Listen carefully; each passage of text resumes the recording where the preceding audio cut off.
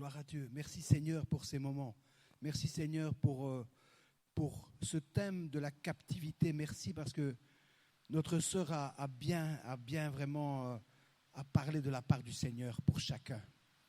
Et le Seigneur est venu pour libérer les captifs. Pour libérer les captifs. La captivité, vous savez, il y a plusieurs sortes de captivité. On parle de plusieurs sortes de captivité dans la parole. Il y a la captivité de la malédiction, effectivement. Les mots qu'on a prononcés sur des gens. Les mots qui ont été prononcés par les personnes d'autorité. Parce que nous sommes en autorité. Nous sommes en autorité sur nos enfants. Nous sommes en autorité sur nos épouses. Nous sommes en autorité aussi sur la famille, sur la maison dans laquelle nous vivons. Et nous avons prononcé des paroles. Nous avons dit non, ça n'ira jamais. Non ceci, non cela. Nous avons prononcé des malédictions. Et il faut penser. Vous savez, Dieu, en fait, nous a créés avec une intelligence. Il demande que nous soyons renouvelés dans l'intelligence. Mais il demande que nous nous arrêtions et que nous réfléchissons à notre conduite. Qu'est-ce que nous avons fait? Qu'est-ce que nous avons dit?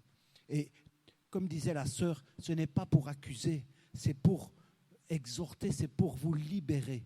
C'est ça la libération. La libération commence par changer le regard. Vous savez, si je regarde par là, je vois les voitures. Je vois les voitures. Je peux penser à des voitures et ça m'évoque certaines choses. Je regarde là-bas. Là, pour l'instant, il n'y a plus rien, mais il y avait le football. C'est un autre spectacle. Vers quoi te tournes-tu? Tu peux toujours détourner. Tu peux toujours, tu sais, même si tu es négatif, peut-être tu es négatif, peut-être tu es pris par une situation, tu es saisi par des choses qui te font mal, qui te font réagir mal. Mais tu peux changer ton regard. Tu peux te tourner vers le Seigneur. Tu peux commencer à te tourner vers la parole du Seigneur, voir les promesses. Tu sais, le Seigneur, il dit qu'avec l'épreuve, il te donnera toujours le moyen d'en sortir. C'est un paquet complet.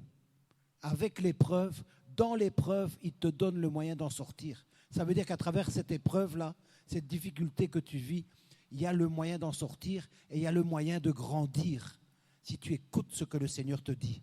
Si tu es disposé à écouter ce que le Seigneur te dit, si tu es disposé à grandir. Est-ce que tu es disposé à grandir? Tu sais, il y a une parole que j'ai lue encore, que je me rappelais dans 2 Thessaloniciens, qui est une parole terrible. Une parole terrible. Je vais te lire ça. C'est pour te dire que, tu sais, la parole, Dieu veut te mettre en garde parce que tu peux périr. Il y a un ennemi là qui veut te faire périr. Et ça va dépendre de ton attitude. Ça va dépendre de ton attitude. Il a déjà travaillé dans chacune de nos vies. Mais quelle est ton attitude? Tu sais, même si tout a l'air terminé, foutu, terminé, mais Dieu est là. Dieu est toujours là. Il attend que tu te réveilles. Il attend que tu te tournes vers lui. Tu sais, dans 2 Thessaloniciens chapitre 2, au verset 10, verset 9, il dit « L'avènement de l'impie se produira par la puissance de Satan. » Parce que Satan aussi a la puissance. Avec toutes sortes de miracles, de signes et de prodiges mensongers. Et avec toutes les séductions de l'injustice. Écoute bien ici, pour ceux qui périssent parce qu'ils n'ont pas reçu l'amour de la vérité. Est-ce que tu as l'amour de la vérité? Est-ce que tu cherches la vérité? Tu sais, Jésus, il a dit, la vérité vous affranchira. La vérité vous affranchira. Et quand il a dit ça, il a parlé aux pharisiens. Et les pharisiens, directement, ils ont dit, mais nous ne sommes pas esclaves. Nous sommes libres. Nous sommes des fils d'Abraham. Nous n'avons jamais été esclaves. Ils ne savaient même pas qu'ils étaient esclaves de leur pensée, de leur façon de voir les choses complètement contraires à la parole de Dieu. Mais c'était des religieux. Ils connaissaient la parole, ils étudiaient la parole, tout ça.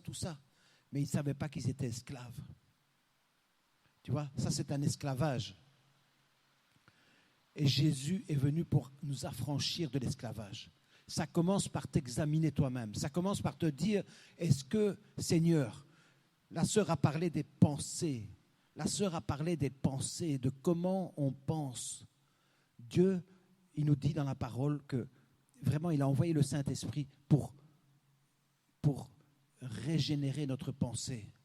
Il dit, dans Romains 12. Romains 12, il dit, Romains 12, verset 1, il dit, soyez renouvelés. Soyez renouvelés.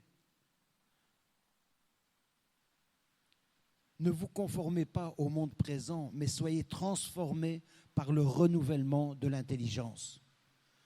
Ne vous conformez pas.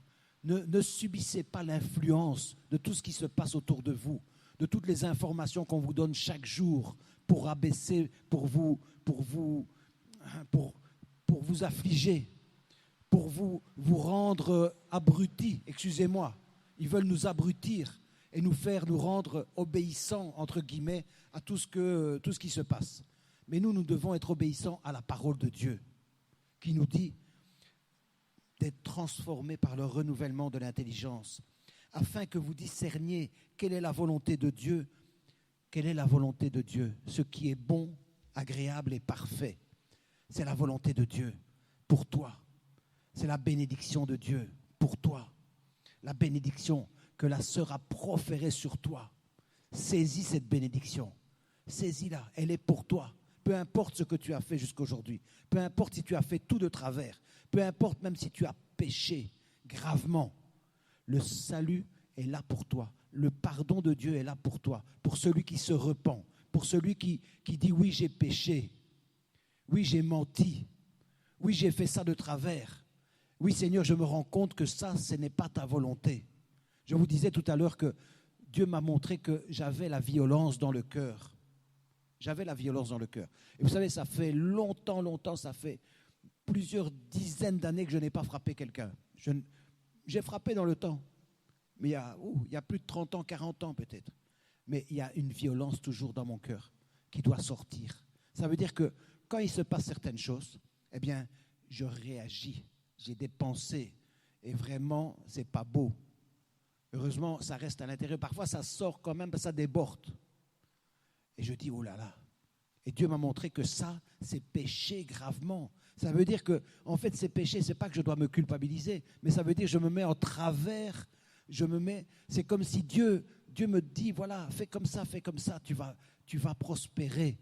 Tu vas prospérer. Toute la bénédiction dont la sœur a parlé, tu vas prospérer. Mais moi, je fais à ma manière. Moi, je dis, c'est moi Dieu. Moi, je dis, voilà, etc. Oh, celle-là, ceci, cela. Arrête ça. Il y a une parole qui dit, je pense que c'est dans les psaumes, il dit, arrêtez et sachez que je suis Dieu. C'est moi qui commande aux nations. Arrêtez, sachez que je suis Dieu. Arrêtons ça. Mais tu sais, tu peux te parler. Tu peux parler à ton âme. Tu peux te dire, moi je peux me dire, Guy, arrête ça maintenant, soumets-toi à Dieu. Alors, tu sais, je m'arrête et je commence à dire, oui Seigneur, c'est toi qui es Dieu. C'est toi le Seigneur Dieu Tout-Puissant. Je me soumets à tes voies. Oui Seigneur, je reconnais que dans ta volonté parfaite, tu as permis que je vive ces situations difficiles, où on se moque de moi, où on me marche sur les pieds. Pourquoi? Pour traiter vraiment que je devienne doux, que j'apprenne à réagir bien, que j'apprenne à supporter, que j'apprenne à regarder l'autre comme plus important que moi. Tout ça, c'est nécessaire parce que tu veux faire quelque chose à travers ma vie. Et je le reconnais ça. Quand je commence à me mettre devant Dieu, à m'abaisser devant Dieu, eh bien, je commence à comprendre ce que Dieu veut faire avec ma vie. Dieu veut que je m'abaisse pour qu'il m'élève. Dieu veut que tu t'abaisses pour qu'il t'élève. Il veut t'élever. Il veut t'élever, pas pour toi, pas comme dans le monde. Il veut t'élever dans son règne, dans sa gloire, pour que sa gloire se manifeste, pour que toute sa volonté, ce qui est bon, excellent, parfait, se manifeste à travers toi, dans ta vie, dans la vie de ta maison, dans la vie de tes enfants, dans la vie de tes parents, dans la vie de tes voisins et dans la vie de toute la ville ici. Il y a beaucoup à faire. Mais examinons-nous nous-mêmes. Soyons prêts à nous repentir. Venons devant Dieu qui ne juge pas, qui donne la sagesse à qui la demande. Celui qui manque de sagesse, qui la demande. Et Dieu donne sans faire de reproches. Dieu ne te fait pas de reproches, tu sais. Dieu n'est pas fâché contre toi. Dieu te dit simplement, viens mon enfant, change ta façon de penser. Ne regarde plus par là, ne regarde par là. Regarde là, regarde à moi. Regarde à moi, mets-toi devant moi, ferme tes yeux et commence à dire, oui Seigneur, Voilà, me voici, Seigneur, me voici. Je t'écoute. Oui, Seigneur, je vais rabaisser un peu mon caquet, je vais dire. Je vais rabaisser un peu ma verve. Je vais rabaisser un peu ma façon de parler, ma façon de penser. Je vais arrêter de penser que c'est moi qui ai raison. Je vais commencer à dire, peut-être qu'à travers ça, on me dit quelque chose. Tu vois, c'est ça, simplement. Donc, je vous encourage, mes frères, mes sœurs, je vous encourage. Je vais prier courtement. Je vais demander à Dieu. Vous savez, il y a aussi une parole qui m'est venue, c'est dans Actes. Il y a Paul et Silas étaient en prison. Tu sais, cette façon de penser, c'est un enfermement. C'est une captivité, cette façon de penser. Parce que tu es dedans, tu penses que c'est normal. Tu penses que c'est normal. C'est seulement quand Dieu te fait la grâce de commencer à penser un peu autrement que tu dis « Ah, mais j'étais enfermé ». Tu ne te rendais même pas compte, tu étais en captivité dans tes pensées, dans ta façon de fonctionner. Tu vois. Mais Paul et Silas, ils étaient en captivité dans la prison. C'est Acte 14 ou 16. Ils étaient en captivité. Et vous savez ce qui s'est passé? Eh bien, attendez, je trouve le passage. Ils avaient été mis en prison, pas pour une mauvaise action, mais c'est aussi une image, si vous voulez. Ils avaient été mis en prison parce qu'ils prêchaient. Mais c'est aussi une image parce qu'ils étaient en captivité. Ils étaient en captivité. Et vous savez, ils ne se lamentaient pas. Ils ne se lamentaient pas, que du contraire, ils louaient Dieu. Ils louaient Dieu. Attends. Ils louaient Dieu dans la prison. Et qu'est-ce qui s'est passé? Je vais vous trouver ce passage-là. Acte 16, 25. Voilà, Acte 16, 25. Ils étaient dans la prison. Et vers le milieu de la nuit, Paul et Silas priaient et chantaient les louanges de Dieu. Et les prisonniers les écoutaient. Tout à coup, dis un peu tout à coup. Dis tout à coup, tout à coup, tout à coup. Il se produisit un grand tremblement de terre, au point que les fondements de la prison furent ébranlés. Et au même instant, toutes les portes s'ouvrirent, les chaînes de tous les prisonniers, même les autres qui étaient autour. Tu vois comment leur conduite a vraiment donné la bénédiction autour d'eux. C'est extraordinaire. Ta conduite, tu es prêt à donner la bénédiction autour de toi. Si tu acceptes d'arrêter de penser comme tu penses, de commencer à reviser ta façon de penser, d'agir, tu vois. Et toutes les chaînes, donc les chaînes de tous les prisonniers se détachèrent. C'est extraordinaire. Les portes se sont ouvertes tout à coup. Dieu a agi, tu vois. Dieu a agi, mais eux, dans la captivité, dans la prison, ils louaient Dieu, ils priaient, tu vois. Donc, tourne-toi vers le Seigneur. Tu vas voir, les chaînes vont tomber, parce que c'est sa vocation. Il est venu pour libérer les captifs, tu vois. Dans Ésaïe 42, il le dit à beaucoup d'endroits, parce que la Bible, elle parle de la même chose du début à la fin. Si tu commences, tu vois, à ouvrir ton esprit, tu vas comprendre qu'elle dit la même chose du début de Genèse à Apocalypse. Tu vois, Ésaïe 42, et je vais terminer par ça, Ésaïe 42, il dit,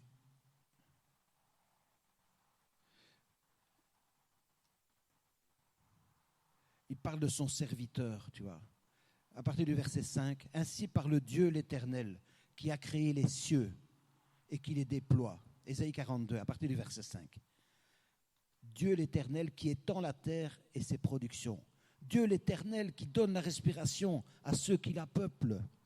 Dieu l'Éternel qui te donne la respiration, qui t'a donné le souffle encore ce matin, le souffle à ceux qui la parcourent.